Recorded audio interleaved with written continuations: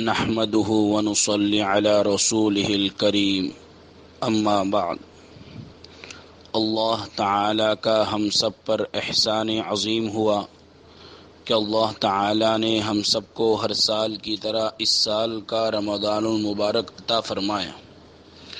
رمضان المبارک کا مہینہ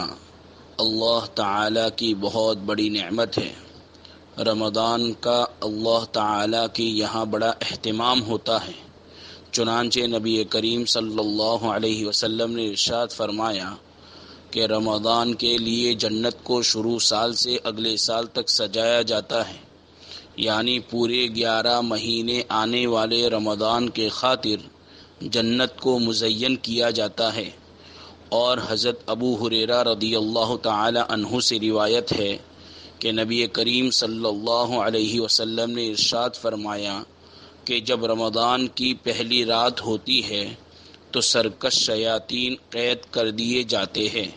اور جہنم کے سب دروازے بند کر دیے جاتے ہیں، ان میں سے کوئی بھی دروازہ نہیں کھولا جاتا، اور جنت کے سب دروازے کھول دیے جاتے ہیں، ان میں سے کوئی بھی دروازہ بند نہیں کیا جاتا، اور ایک آواز لگانے والا آواز دیتا ہے کہ اے خیر کے طلبگار آگے بڑھ، اور اے برائی کا ارادہ کرنے والے پیچھے ہٹ۔ اور اللہ کے لیے رمضان میں بہت سے لوگ جہنم سے آزاد ہوتے ہیں، اور یہ معاملہ ہر رات ہوتا ہے۔ ترمذی شریف۔ رمضان کے خصوصی اعمال میں ایک عمل روزہ ہے، اور روزے کا حدیث پاک میں خصوصی ثواب بیان کیا گیا، چنانچہ نبی کریم صلی اللہ علیہ وسلم نے ارشاد فرمایا کہ آدمی کے ہر عمل کا اجر 10 سے 700 گنا تک بڑھا دیا جاتا ہے، مگر اللہ تعالی فرماتے ہیں کہ روزہ اس تحدید سے مستثنی ہے،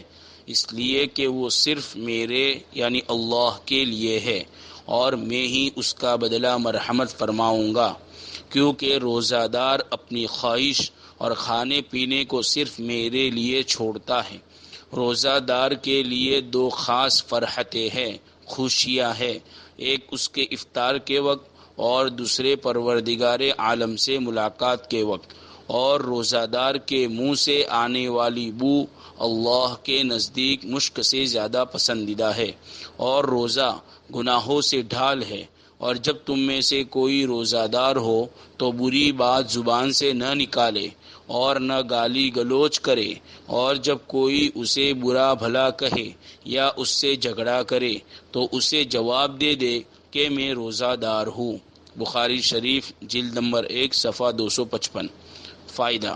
روزے کے فوائد و برکات حاصل کرنے کے لیے روزے کے آداب کا اہتمام کیا جائے، یعنی روزہ دار اپنی زبان، کان، آنکھ اور تمام اعضاء کو گناہوں سے بچائے، اور حرام غذا سے بچے، اور حلال روزی سے افطار کا اہتمام کرے۔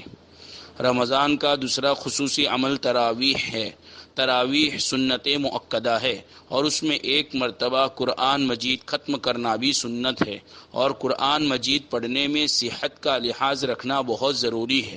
حروف بدل جانے سے، یعنی سین کی جگہ سا یا تا کی جگہ تو وغیرہ پڑھنے سے لحن جلی لازم آتا ہے، اور کبھی اس طرح کی غلطی سے معنی بدل کر نماز فاسد ہو جاتی ہے۔ مد، گنہ، اخفا اور اظہار کی غلطی لحن خفی ہے، اس سے نماز تو فاسد نہ ہوگی مگر بڑی فضیلتوں سے محرومی ہو جائے گی، لہٰذا امام پر لازم ہے کہ صحیح قرآن پڑھے، اور مقتدیوں پر بھی لازم ہے کہ ایسے امام کی اقتداء میں تراویح پڑھے جو قرآن مجید صحیح پڑھتا ہو۔ آج کل حفاظ اور لوگوں نے تراویح میں بہت لاپرواہی اختیار کر رکھی ہے۔ جس مسجد میں جلدی تراویح پوری ہوتی ہو اور حافظ غلط سلط پڑھ کر جلد ختم کر دیتا ہو، نہ سنت کے مطابق رکوع سجدہ کرتا ہو، نہ قوما جلسہ میں تعدیل ارکان کی رعایت کرتا ہو، اس کی تعریف کی جاتی ہے، اور ایسے امام پر اعتراض کیا جاتا ہے جو رکوع سجدہ سنت کے مطابق کرتا ہے اور قوما جلسہ میں تعدیل ارکان کی رعایت کرتا ہے اور قرآن صحیح پڑھتا ہے۔ خدا را تراویح کی عظمت کو سمجھیے اور اس میں ہونے والی کوتاہیوں کی اصلاح کیجیے۔ اللہ تعالی ہم سب کو رمضان کے روزوں کو آداب کے ساتھ رکھنے کی توفیق عطا فرمائے اور تراویح کا کما حق اہتمام کرنے کی توفیق عطا فرمائے، آمین۔